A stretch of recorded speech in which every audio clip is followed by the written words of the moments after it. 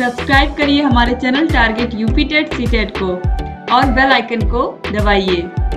Hello दोस्तों, मैं आनंद स्वागत करता हूं आप सभी का आपके अपने चैनल और app target UP TET CTET में। दोस्तों, मैं आपको डीएलएड सेकेंड सेमेस्टर गणित विषय पढ़ा रहा हूं और इसमें आपका पवन सीरीज के बहुविकल्पीय प्रश्नों को मैं पढ़ा रहा हूं। इसमें देखिए 2 क्लास में पढ़ा चुका हूं, 59 क्वेश्चन तक 2 क्लास में हो चुका है। अब ये आपका तीसरा क्लास है। इसमें हम लोग पूरा जितने भी बहुविकल्पीय प्रश्न आपके दिए गए हैं टोटल 92 क्वेश्चंस तक कंप्लीट कर लेंगे। और इससे पहले की क्लास अगर आपने नहीं देखा है तो सभी प्रश्न यहाँ पे देखिए बहुत महत्वपूर्ण है। सभी प्रश्नों को आप देख सकते हैं, नीचे डिस्क्रिप्शन में आपको लिंक दिया गया है, वहां से जाकर के आप सभी को मैथ के सामने का लिंक आप क्लिक करोगे तो पूरा प्लेलिस्ट खुल जाएगा मैथ का। उसमें आपको शुरू में क्लासेस देखने को मिलेंगी, चैप्टर वाइज मैंने पूरा पढ़ाया हुआ है, बिल्कुल बेसिक से पूरा कॉन्सेप्ट आपका क्लियर होगा। साथ ही साथ उसके बाद आपको मिल जाएगा Rajan Pawan series, previous year question paper, पुराने पेपर आपके कैसे आए हैं वह आप देख सकते हैं, बहुत महत्वपूर्ण होगा, प्रैक्टिस कर सकते हैं। इसके साथ साथ मॉडल पेपर मैंने करा रखे हैं और जब एग्जाम और आपका पास आने वाला है तो मॉडल पेपर्स मैं और भी कराऊंगा, आपके लिए मॉडल पेपर लेकर के आऊंगा। जैसे आपका पेपर आता है सेम टू सेम आपको वैसे प्रश्न मिलेंगे मेरे मॉडल पेपर में, वहां से प्रश्न आएंगे। और जो भी महत्वपूर्ण क्लास है, जैसे एक ही वीडियो में पूरा आपका सिलेबस मैंने कवर किया है, मास्टर क्लास, वह भी क्लास आपको मिल जाएगी। और फॉर्मूले की वीडियो मिल जाएगी, पूरा कितना फॉर्मूला लगता है आपका पूरे पेपर में, मैथ का पूरे सिलेबस में कितना फॉर्मूला, कौन कौन से फॉर्मूले आपको याद करने हैं, वो सब मैंने एक जगह एक वीडियो में बताया हुआ है। तो इतना आप करके जाओगे तो पूरा 25 में 25 स्कोर करके आओगे, कहीं कुछ सोचना नहीं है, इतना आपको करके ही जाना है। सभी वीडियोस देख डालिए आप। अब आगे प्रश्नों को देखिए। प्रश्न संख्या 60 है, जब 2 अनुपात समान हो तो उनके ऐसे संबंध को क्या कहते हैं। 2 अनुपात जब समान होते हैं, जैसे 2/5 कहीं लिखा हुआ है और कहीं पे लिखा हुआ है 4/10, ठीक है, तो ये भी 2:5 होगा और ये आपस में समानुपात में होंगे 4:10। तो ऐसे अनुपात को जो आपस में समान हो उन्हें हम क्या कहते हैं, समानुपात कहते हैं। ऑप्शन सा जो हो जाएगा समानुपात, यह सही हो जाएगा। इसके बाद देखिए, समानुपाती पदों 20:30 समानुपाते 60:90 में कौन से बाह्य पद हैं, कौन से मध्य पद हैं, यह पूछना चाह रहा है। तो देखिए, जो बाहर के तरफ दोनों पद हुए इनको क्या बोला जाता है, इनको बोला जाता है बाह्य पद, ठीक है, बाह्य पद। और जो बीच में होते हैं 30 और 60 जैसे यहाँ पे, इनको बोला जाता है मध्य पद।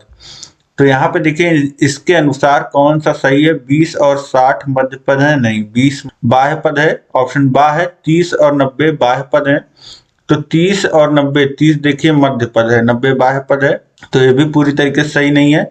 और 20 और 30 बाह्य पद है, तो ये भी सही नहीं है। और 30 और 60 आप देखेंगे लिखा है मध्य पद है, तो दोनों ही 30 और 60 जो है मध्य पद है, तो इसलिए ये पूरी तरीके से सही स्टेटमेंट है। तो ऑप्शन दा जो हो जाएगा यह सही हो जाएगा। इसके बाद देखिए अगला प्रश्न है, प्रश्न संख्या 62, 25, 75, 500 और 1000 समानुपात में नहीं है क्योंकि। अब देखिए अगर 25, 75 और समानुपाते 500:1000 ये समानुपात में है या नहीं है, ये कैसे चेक किया जाता है, ये हम लोग चेक करते हैं। बाह्य पदों का जो गुणा होना चाहिए, यानी कि 25 गुणे 1000 यह बराबर होना चाहिए किसके, 75 गुणे 500 के। तो आप यह देखेंगे कि 25 का गुणा आप 1000 में करेंगे तो 25,000 आ जाएगा, और 75 का गुणा आप कर लोगे 500 में तो ये आएगा 37,500। तो दोनों आपस में बराबर है नहीं, इसीलिए अब पूछ रहा कि समानुपात में नहीं है क्योंकि यहाँ पे कोई बाह्य पद नहीं है। तो बाह्य पद तो बिल्कुल है ही, बाह्य पदों का गुणनफल बराबर मध्य पदों के गुणनफल के नहीं है, बिल्कुल यह सही स्टेटमेंट है। यह इसलिए समानुपात में नहीं है ये संख्याएं क्योंकि बाह्य पदों का गुणनफल मध्य पदों के गुणनफल के बराबर नहीं है। देखिए यही सही लिखा हुआ है। अगला पढ़ोगे तो बाह्य पद का गुणनफल बराबर मध्य पदों के गुणनफल के है। अगर बाह्य पदों का गुणनफल मध्य पदों के गुणनफल के बराबर होता तो ये समानुपात में होते, जबकि लिखा है नहीं है। ठीक है, तो नहीं है, तो अगर नहीं होगा गुणनफल बराबर तभी नहीं होंगे। तो ऑप्शन बा यहाँ पे सही हो जाएगा। देखिए मध्य पदों का गुणनफल 3750 लिखा है, जबकि मध्य पदों का गुणनफल कितना आ रहा है, 37,500 आएगा। ठीक, तो इस तरीके से ऑप्शन बा सही हो जाएगा। प्रश्न संख्या 63 है, 654 का मध्यानुपाती है। अब मध्यानुपाती मतलब मध्य का पद निकालना है। तो देखिए इसमें दोनों जगह मध्यानुपाती जब बोलेगा तो समानुपात जब लिखेंगे, x अनुपाती मान लेते हैं x है मध्यानुपाती, तो दोनों जगह x लिखा जाएगा। ठीक है, 6 x फिर समानुपाते x लिखा जाएगा, फिर बराबर अनुपाते 54 लिखा जाएगा। इस तरीके से लिखा जाएगा। अब यहाँ पे देखिए मध्य पदों का गुणा करेंगे तो x गुणे x स्क्वायर हो जाएगा, बाह्य पदों का गुणा 6 गुणे 54 हो जाएगा। अब यहाँ पे 6 गुणे 54 करिए आप, 6 गुणे 54 जो आएगा वह 324 आएगा, और 324 का वर्गमूल ले लीजिए। तो 324 को देखिए लिख सकते हैं 18 का वर्ग, और x बराबर कितना आ जाएगा 18, यानी कि मध्यानुपाती जो हो जाएगा वह कितना हो जाएगा 18। ऑप्शन बा जो हो जाएगा यहाँ पे ये बिल्कुल सही हो जाएगा। इसके बाद देखिए प्रश्न संख्या 64 है, 5:5 समानुपाते x अनुपाते 45 में x का मान होगा। अब यहाँ पे जब x का मान आपको निकालना है तो कुछ नहीं, बाह्य पदों का अब समानुपात है तो बाह्य पदों का गुणा मध्य पदों के गुणा के बराबर होगा, यानी कि जो मध्य पद x गुणे 5 बराबर होगा 5 गुणे 45। ठीक, तो x बराबर क्या हो जाएगा 5 गुणे 45 बटे 5, 5 से 5 कट जाएगा, x बराबर आ जाएगा 45। ठीक है, तो यहीं से x का मान आ जाएगा 45। ऑप्शन बा जो हो जाएगा यह बिल्कुल सही हो जाएगा। इसके बाद देखिए अगला प्रश्न है, प्रश्न संख्या 65, 16 और 40 का तृतीयानुपाती होगा। अब 16 और 40 का तृतीयानुपाती आपसे पूछ रहा है, तो देखिए 16 और 40 में जो अनुपात होगा वही अनुपात, वही समान अनुपात, तो समान अनुपात का चिन्ह लगा लीजिए।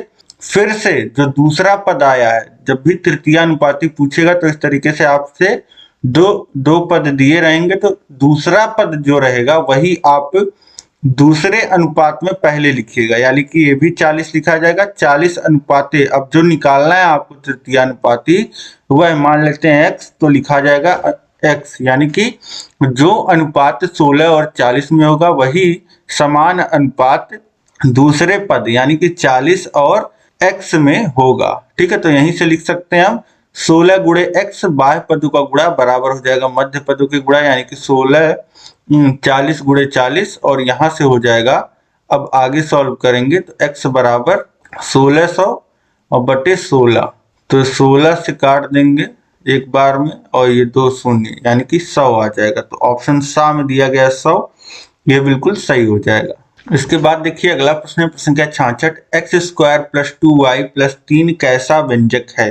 अब देखिए राजन सीरीज के अतिलघुत्तरी में आप परिभाषा पढ़े होंगे सजातीय व्यंजक का और विजातीय व्यंजक का। अब देखिए सजातीय व्यंजक किसको कहा है, जिसमें केवल एक चर आ रहा हो, घातों से नहीं मतलब है। अगर केवल एक ही चर आ रहा है व्यंजक में तो वो सजातीय होता है, और एक से अधिक अगर आ रहा है तो विजातीय होता है। ठीक है, तो यहाँ पे देखिए दो तरह के चर आ रहे हैं, एक x आ रहा है, एक y आ रहा है।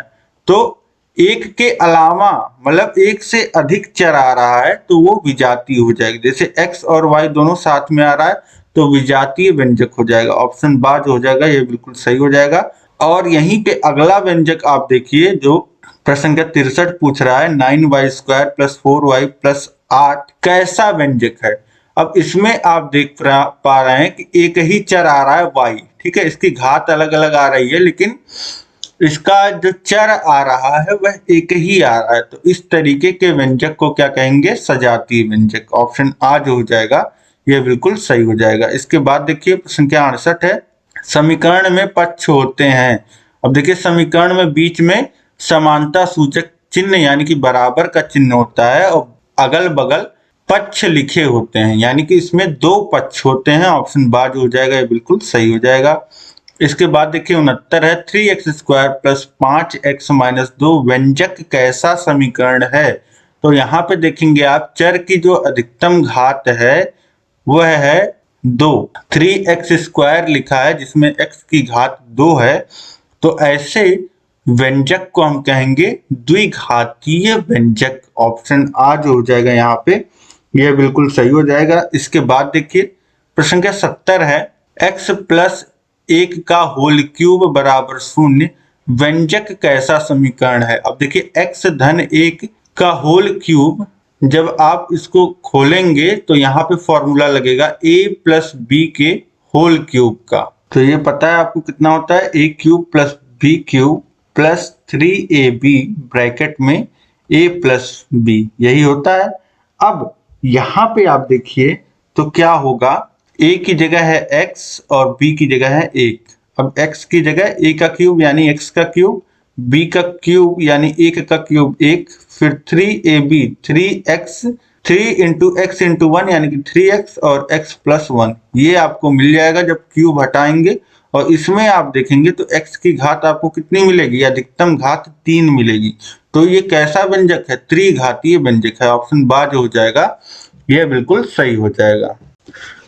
इसके बाद देखिए प्रश्न संख्या 71 है, ax plus bx minus ay minus by। अब देखिए पहले दो पदों में दोनों में x आ रहा है तो दोनों में से x निकाल लीजिए, तो क्या बचेगा, ax में से x निकाल लेंगे a बचेगा, bx में से x निकालेंगे b बचेगा। अब फिर बाकी दोनों पदों में देखिए y आ रहा है और दोनों जगह माइनस आ रहा है, तो माइनस y कॉमन ले लेंगे, माइनस y निकालेंगे माइनस ay में से, तो यहाँ पे a बच जाएगा। फिर माइनस by में से माइनस y कॉमन आ रहा है तो प्लस b बचेगा। अब इसके बाद देखिए दोनों जगह a प्लस b है, दोनों जगह, तो a प्लस b कॉमन ले लेंगे, बचेगा क्या, x और माइनस y। तो इस तरीके से ये आपका गुणनखंड हो जाएगा। देखिए कहाँ दिया गया है, एक ब्रैकेट में a प्लस बी, दूसरे ब्रैकेट में x माइनस वाई। ये ऑप्शन सा में देखने को मिल रहा है, तो यहाँ पे ऑप्शन सा जो है यह बिल्कुल सही हो जाएगा। अब इसके बाद देखिए अगला प्रश्न है, x² माइनस 8x धन 7x के गुणनखंड हैं। तो यहाँ पे गुणनखंड करना बहुत ही आसान है। देखिए x² माइनस 8x माइनस 7, ये हो गया। अब यहाँ पे हम इसका गुणनखंड कैसे करते हैं, देखिए इसको हम कंपेयर करते हैं ax² plus bx plus c से। अब ax² की जगह क्या है, x² यानी a की वैल्यू कितनी है 1, इसी तरीके से b की वैल्यू है -8 और c कांस्टेंट की वैल्यू है -7। अब यहाँ पे a इंटू सी हम निकाल लेते हैं, तो 1 गुणे ऋण 7 कितना आ जाएगा, ऋण 7। अब फिर b का जो मान है -8, इसको हम लोग तोड़ते हैं दो पदों में इस तरीके से कि जोड़ने पे, धन करने पे तो -8 ही रहे, लेकिन जब हम गुणा करें तो ये a इंटू सी के बराबर आ जाए, यानी कि -7 के बराबर आ जाए। तो ये हम कैसे ला सकते हैं, ये हमको देखना होता है। तो -7 यहाँ पे देखिए समीकरण में धन 7 है, तो यहाँ पे धन रहेगा और ये आपका पॉजिटिव में आएगा, a इंटू सी जो होगा वह धन 7 होगा। ठीक, अब हमको जो चाहिए वह ऋण 8 आना चाहिए जोड़ने पे, और गुणा करने पे 7 आना चाहिए। तो ये हम कैसे अचीव कर सकते हैं, -8 के जगह हम लोग क्या लिख सकते हैं, -7 और -1 का गुणा करेंगे तो ये -7 होगा और जोड़ेंगे तो -8 होगा। तो इसी को अब हम लोग कितना लिख देंगे, -8x की जगह -7x माइनस x। ठीक है, -8x की जगह बस हमने क्या लिख दिया, वो पद लिख दिया जिसका गुणा करने पे, ठीक है, गुणा करने पे धन 7 आए और जोड़ने पे -8 आए, तो वही यहाँ पे कर दिया हमने। अब इसके बाद देखिए पहले पद में x कॉमन लेंगे तो x -7 बचेगा, और बाद के दोनों पदों में -1 कॉमन ले लेंगे तो -x में से -1 कॉमन होगा x, और धन 7 में से -1 कॉमन होगा तो -7 बचेगा। अब देखिए दोनों जगह x -7 है, कॉमन ले लीजिए, और यहाँ पे x -1 बचा हुआ है, तो x -7 और x -1 यही सल्यूशन हो जाएगा। x -7 और x -1 ऑप्शन सा में दिया गया है, ऑप्शन सा जो हो जाएगा बिल्कुल सही हो जाएगा। इसके बाद देखेंगे हम लोग अगला प्रश्न है, प्रश्न संख्या 73, 6x² माइनस x माइनस 15 के गुणनखंड है। देखिए फिर से गुणनखंड का प्रश्न, फिर से आप प्रैक्टिस जितना करेंगे उतना ही परफेक्ट होंगे आप गुणनखंड में। अब इसके बाद इसको कंपेयर अगर आप करिए तो a की जगह है 6, b की जगह है -1 और c की जगह है देखिए -15। अब a इंटू सी यहाँ पे निकालिए, थोड़ा इंटरेस्टिंग होगा। 16 और इंटू -5, देखिए 15 छक्का 90 और माइनस है तो -90 आ जाएगा और b की वैल्यू है -1। अब देखिए 90 लाना है तो 90 कैसे आ सकता है, आप सोचिए 10 गुणे 9 90 आ सकता है और नेगेटिव में लाना है तो कैसे लाएंगे हम, और ये जोड़ने पे भी नेगेटिव में आना चाहिए तो बड़ी संख्या -10 और 9 ये हो जाएगा। ठीक है, तो ये हो जाएगा 6x² माइनस 10x धन 9x -15, ये हो जाएगा आपका इसका -x को बस हमने -10x धन 9x लिख दिया। अब इसके बाद देखिए 6x² माइनस 10x, ये दो पद में से कॉमन मिल जाएगा आपको और 9x माइनस 15 में से हम कुछ कॉमन लेंगे। तो देखिए अब अगला स्टेप करते हैं हम। यहाँ पे देखिए यहाँ पे 2 और x कॉमन आ सकता है क्योंकि यहाँ पे है 6 और यहाँ पे है 10, इन दोनों में से 2 कॉमन आएगा और दोनों जगह x है तो x कॉमन आ जाएगा। अब देखिए 6x² में से 2x कॉमन लेंगे तो बचेगा 3x और फिर 10x में से 2x कॉमन लेंगे तो 5 बचेगा। फिर देखिए यहाँ पे क्या कॉमन ले सकते हैं, 3 कॉमन आ सकता है यहाँ पे, तो 3 कॉमन लेंगे तो यहाँ बचेगा 3x और यहाँ पे बचेगा -5। अब देखिए 3x -5 दोनों जगह है तो 3x -5 पूरा कॉमन ले लिया। फिर यहाँ पे देखिए बचा है 2x और धन 3, ये दूसरे ब्रैकेट में। तो इस तरीके से ये गुणे के रूप में हम लोग लिख लेंगे। ठीक है, अब इस तरीके से ये आपका पूरा सोल्यूशन हो गया।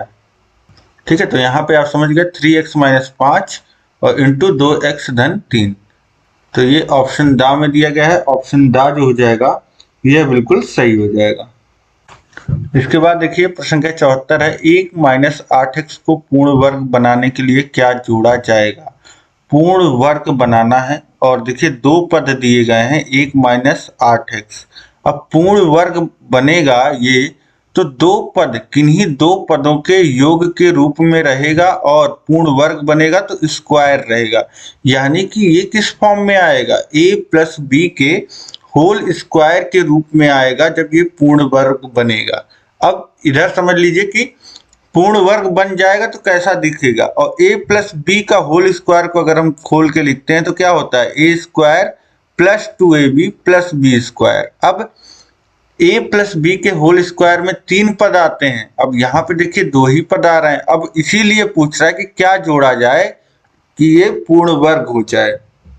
तो देखिए 1 को लिख सकते हैं 1 का स्क्वायर और -8x को क्या लिख सकते हैं, 2 गुणे 4 गुणे x लिखा जा सकता है, बिल्कुल लिखा जा सकता है। और फिर यहाँ पे देखिए गुणे के रूप में 1 भी हम लोग लिख सकते हैं, कोई दिक्कत नहीं है, किसी भी चीज में 1 से गुणा कर दीजिए, उसके मान में कोई परिवर्तन नहीं होता है। अब यहाँ पे देखिए कि क्या जोड़ा जाए ये आपको सोचना है। अब देखिए 1 का स्क्वायर है और फिर -2 इंटू ab की जगह क्या है, a की जगह a तो है, a जो है वह 1 का स्क्वायर है और बच क्या रहा है 4x, तो यहाँ पे हम लोग 4x का स्क्वायर जोड़ देंगे और घटा देंगे। ठीक है, -4x का स्क्वायर। ठीक, अब अगर इसको जोड़ देंगे तो ये हो जाएगा 1 -4x का होल स्क्वायर और माइनस ये 4x का स्क्वायर, यानी कि आप समझ गए कि 4x स्क्वायर अगर हम लोग जोड़ दिया जाए तो ये पूरा होल स्क्वायर बन जाएगा, पूर्ण वर्ग बन जाएगा, यानी कि 4x का स्क्वायर यानी कि 16x का स्क्वायर आपको जोड़ना पड़ेगा। तो यहाँ पे ऑप्शन सा में दिया गया है 16x स्क्वायर, ये बिल्कुल सही हो जाएगा। इसके बाद देखिए प्रश्न संख्या 75 है, x square minus 4x minus 5 के गुणनखंड है। तो एक्स स्क्वायर माइनस 4x को क्या लिखा जा सकता है, -5x प्लस एक्स और -5। अब देखिए x -5 दोनों जगह आपको कॉमन मिल जाएगा और यहाँ से x कॉमन लेंगे और यहाँ से 1, तो x प्लस 1। ठीक है, ये आपका गुणनखंड आ जाएगा x -5 और x प्लस 1, जो कि आपको ऑप्शन आ में ही दिया गया है। तो ऑप्शन आ जो हो जाएगा यहाँ पे, ये बिल्कुल सही हो जाएगा। इसके बाद देखिए प्रश्न का 76 है, किसी त्रिभुज का क्षेत्रफल ज्ञात करने का सूत्र लिखिए। त्रिभुज का क्षेत्रफल ज्ञात करने का सूत्र होता है 1/2 आधार गुणे ऊंचाई। ऑप्शन आ में दिया गया है, ये बिल्कुल सही हो जाएगा। इसके बाद देखिए प्रश्न का 77 है, यदि किसी समबाहु त्रिभुज की भुजा की लंबाई 10 सेमी है तो उसका क्षेत्रफल क्या होगा। देखिए समबाहु त्रिभुज का जो क्षेत्रफल होता है, एरिया होता है, वह होता है √3/4 भुजा का स्क्वायर। तो वैल्यूज रख दीजिए √3/4 और भुजा का स्क्वायर यानी 10 का स्क्वायर। तो ये हो जाएगा 100 √3/4 और 4 से 100 को काटेंगे 25 बार में कट जाएगा, ये हो जाएगा 25√3। ये हो जाएगा ऑप्शन बाद हो जाएगा 25√3 वर्ग सेमी। अब इसके बाद देखिए संख्या 78 है, वृत्त का क्षेत्रफल का सूत्र है। वृत्त का क्षेत्रफल होता है πr²। ऑप्शन सा जो हो जाएगा, ये बिल्कुल सही हो जाएगा। अब इसके बाद अगला प्रश्न देखेंगे 79 है, वृत्ताकार मैदान की बाह्य त्रिज्या r1 है और आंतरिक त्रिज्या r2 है। वृत्ताकार मैदान का क्षेत्रफल होगा। अब बोला कि एक वृत्ताकार मैदान है जिसका जो बाह्य त्रिज्या है वह r1 है और आंतरिक त्रिज्या r2 है। मतलब इस तरीके का मैदान है और इसमें जो बाह्य त्रिज्या है, जो बाहर की त्रिज्या है वह r1 है और जो अंदर की त्रिज्या है वह r2 है। ठीक, अब बोल रहा है कि इसका क्षेत्रफल कितना होगा। अब देखिए बड़े वाले वृत्त का क्षेत्रफल हम निकालेंगे तो πr1² आएगा और छोटे वाले का निकालेंगे तो πr2 का स्क्वायर आएगा। तो बड़े वाले में से छोटे वाले का घटा देंगे तो हमको वृत्ताकार मैदान का क्षेत्रफल मिल जाएगा। यानी कि पाई अगर कॉमन ले लें तो हमको मिलेगा ब्रैकेट में r1 का स्क्वायर माइनस r2 का स्क्वायर। ये कहाँ दिया गया है आपको, ऑप्शन आ में ही दिया गया है। तो ऑप्शन आ जो हो जाएगा यहाँ पे बिल्कुल सही हो जाएगा। इसके बाद देखिए प्रश्न क्या 80 है, यदि एक वृत्ताकार मैदान की त्रिज्या 7 मीटर है, मैदान का क्षेत्रफल होगा। वृत्ताकार मैदान का आपको त्रिज्या दिया गया है r7 और क्षेत्रफल पूछ रहा है तो πr² होता है। पाई की वैल्यू रख लीजिए 22/7 इंटू r का स्क्वायर यानी कि 7 × 7, एक 7 से एक 7 कैंसिल हो जाएगा और एक 7 का गुणा 22 में हो जाएगा, 7 दूनी 14 और यहाँ पे एक हासिल लग जाएगा, फिर 7 दूनी 14 और 1 15, 154 और मीटर में सब दिया है तो मीटर स्क्वायर ये वैल्यू आ जाएगी 154 मीटर स्क्वायर। ऑप्शन बा में दिया गया है, ऑप्शन बा बिल्कुल सही हो जाएगा। इसके बाद देखिए अगला प्रश्न है प्रश्न क्या 81, घन के आयतन का सूत्र। घन का आयतन होता है भुजा का क्यूब, ठीक, या फिर जिसे लिखते हैं a क्यूब। ऑप्शन आ में दिया गया, ये सही हो जाएगा। 82 है, आयत का प्रत्येक कोण होता है। आयत का प्रत्येक कोण देखिए, आयत का प्रत्येक कोण समकोण होता है। सभी कोण जो होते हैं वह 90 अंश के होते हैं, जिसे समकोण बोला जाता है। 90 अंश के ही कोण को समकोण बोला जाता है। इसके बाद देखिए प्रश्न क्या 83 है, वर्ग 10 से 20 की उच्च सीमा होगी। अब वर्ग में देखिए 10 से 20 लिखा है इस तरीके से, तो उच्च सीमा यही बाद में लिखी होती है, यही उच्च सीमा होती है, यानी कि 20 जो हो जाएगा वह उच्च सीमा होगा। ऑप्शन बा सही हो जाएगा। इसके बाद देखिए प्रश्न के 84 है, वर्ग 30 से 40 का मध्य बिंदु वर्ग चिन्ह है। 30 से 40 का मध्य बिंदु निकालना है तो दोनों को जोड़ लीजिए, निम्न को और उच्च को जोड़िए और 2 से भाग कर दीजिए तो 70/2 यानी कि 35 आपको मिल जाएगा। ऑप्शन आ जो हो जाएगा ये बिल्कुल सही हो जाएगा। अब 85 है, वर्ग 1 से 10, 11 से 20, 21 से 30 में वर्ग 21 से 30 की वास्तविक सीमाएं होंगी। इसमें वर्ग की वास्तविक सीमाएं क्या होंगी यह आपसे पूछना चाह रहा है। अब किस वर्ग की पूछ रहा है? वर्ग 21 से 30 की वास्तविक सीमाएं आपसे पूछ रहा है। तो देखिए 21 से पहले ही इसको आप शुरू कर लीजिए, 21 और 30 तक खत्म कर लीजिए, ठीक है। तो इसके 21 के अगल बगल क्या है? 21 के बगल है 20.5, 20.5 और 30 के आसपास क्या है? 30.5। तो 20.5 से शुरू होगा और 30.5 पे खत्म हो जाएगा। ये वर्ग की सीमाएं हैं, 21 से 30 की ये सीमाएं हैं। ऑप्शन दा जो हो जाएगा ये बिल्कुल सही हो जाएगा। इसके बाद देखिए अगला है प्रश्न संख्या 86। आयत चित्र में वर्ग अंतराल पर बने आयत का क्षेत्रफल समानुपाती होगा। आयत चित्र में वर्ग अंतराल पे बने आयत का जो क्षेत्रफल होगा, इस तरीके से ये आयत चित्र आपका बनता है, आपको पता है। अब इसमें कोई आयत का जो क्षेत्रफल है, ये जो आयत जा रहा है, इसका क्षेत्रफल किस पे डिपेंड करेगा? ये किस पे डिपेंड करेगा? वर्ग अंतराल पे, या वर्ग चिन्ह के, या वर्ग की बारंबारता के, या वर्ग के संचयी बारंबारता के। अब देखिए ये जो कितना ऊंचा और कितना नीचा ये रह जाएगा, यह डिपेंड करता है कि इसकी बारंबारता क्या है, ठीक है। यहाँ पे दिखाया जाता है बारंबारता, वर्ग की बारंबारता दिखाया जाता है। तो इसलिए यह देखिए इतना स्पेस तो सबको मिलता है, ठीक। तो ये तो कॉमन रहेगा, बस ऊंचाई का खेल है। तो क्षेत्रफल में जिसकी ऊंचाई ज्यादा उसका क्षेत्रफल ज्यादा, और किसकी ऊंचाई ज्यादा होगी? जिसका बारंबारता ज्यादा होगा, क्योंकि यहाँ पे बारंबारता ही शो किया जाता है और इधर वर्ग अंतराल शो किया जाता है, ठीक। तो यहाँ से बारंबारता अगर जिसकी ज्यादा है उसका क्षेत्रफल जो है वह ज्यादा होगा। समानुपाती का मतलब होता है किसी क्षेत्रफल के साथ अगर क्षेत्रफल बढ़ रहा है तो उसका क्या ऐसा है कि बढ़ेगा क्षेत्रफल। जैसे आयत का क्षेत्रफल बढ़े तो वह चीज बढ़नी चाहिए, और आयत का क्षेत्रफल घट रहा है तो वह चीज घटनी चाहिए। तो वो है वर्ग की बारंबारता।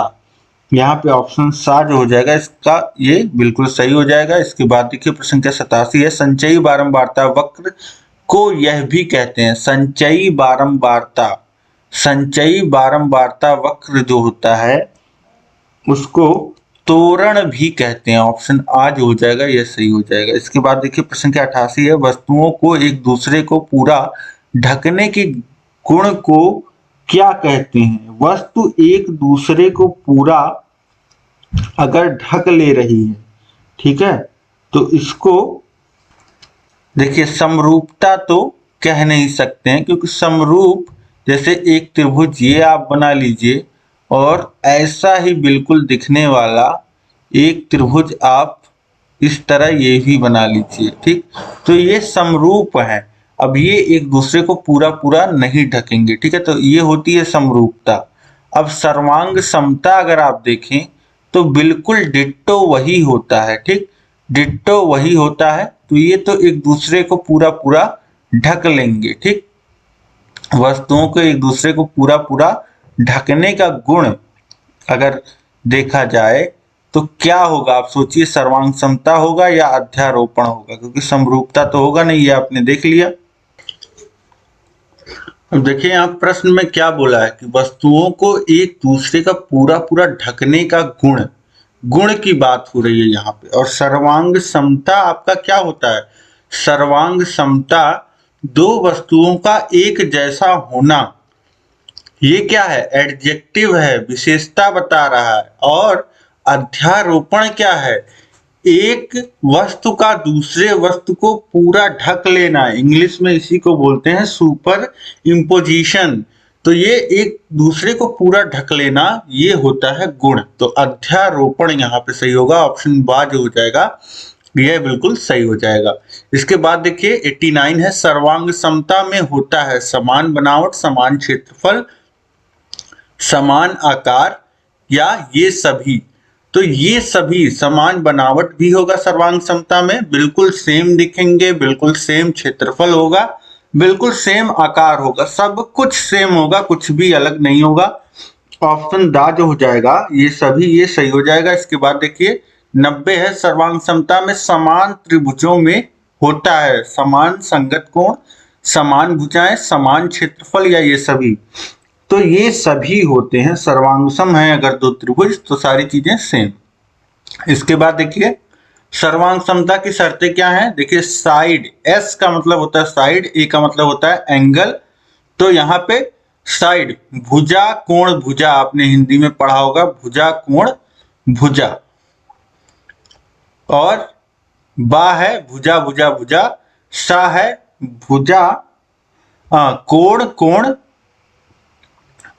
और भुजा। तो ये तीनों जो होते हैं वो सर्वांग समता की शर्तें होते हैं। तो ऑप्शन दा जो हो जाएगा बिल्कुल सही हो जाएगा। अब इसके बाद देखिए 92 है, समान कोणिक दो सरल रेखीय आकृतियां जिनकी संगत भुजाएं समानुपाती हो कहलाती हैं। समान कोणिक दो सरल रेखीय आकृतियां जिनकी संगत भुजाएं समानुपाती हो कहलाती हैं। अब देखिए बोल रहा है कि समान कोणिक है यानी कि समान कोण है और दोनों ही सरल रेखीय हैं, और बोल रहा है कि आकृतियां और संगत भुजाएं समानुपाती हैं, समान अनुपात की हैं, बराबर नहीं है। ठीक है, अगर समान अनुपात की हैं, ठीक है, अगर भुजाएं समान अनुपात की हैं तो वो समान अनुपात में ही रहेंगी, बराबर नहीं होंगी। ठीक है, तो बराबर अगर होता है तब सर्वांग समता होता है, और अगर बराबर नहीं होता उसी की तरह समान अनुपात में होता है तो इसे समरूपता कहते हैं। ठीक है, ऑप्शन सा जो हो जाएगा, ये दोनों रेखीय आकृतियां जो होंगी वह समरूप कहलाएंगी। तो ऑप्शन सा जो हो जाएगा ये बिल्कुल सही हो जाएगा। और यहाँ पे जितने भी प्रश्न थे आपके पवन सीरीज में बहुविकल्पी में सभी हमने कर लिए। उम्मीद है सभी आपको समझ में आए होंगे। कहीं भी कोई भी किसी भी प्रश्न में कोई दिक्कत हो तो आप मुझे कमेंट करके बताइए। और सभी क्वेश्चंस आपको समझ में आ गए तो लाइक कर दीजिए क्लास को, और सबको लाइक कर देना है और कमेंट भी कर देना है। और चैनल को सब्सक्राइब नहीं किया है तो सब्सक्राइब कर लीजिए ताकि इसी तरीके से महत्वपूर्ण वीडियोस की नोटिफिकेशंस आपको मिलती रहें और इसी तरीके से आपकी तैयारी जो है बिल्कुल बेहतरीन ढंग से चलती रहे। देखिए सभी विषयों का लिंक जो है वह नीचे डिस्क्रिप्शन में दिया गया है। आप सभी चैनल के माध्यम से सभी क्लासेस को, सभी सब्जेक्ट की क्लासेस को कभी भी चैनल के माध्यम से पढ़ सकते हैं।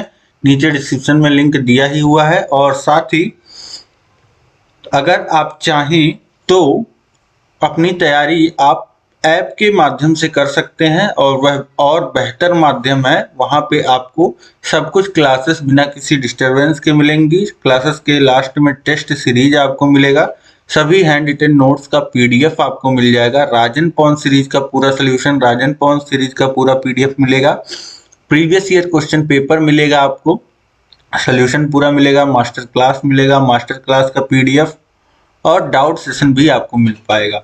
तो इस तरीके से ऐप का लिंक नीचे डिस्क्रिप्शन में दिया है, वहां से डाउनलोड करिए। कहीं भी कोई दिक्कत आती है तो इस नंबर पर कॉल करके आप तुरंत समझ सकते हैं। ठीक है, तो इस तरीके से उम्मीद है कि सभी चीजें आपको समझ में आ गई होंगी। अब हम लोग मिलेंगे नेक्स्ट क्लास में अति लघु उत्तरीय प्रश्नों के साथ। जय हिंद, जय भारत।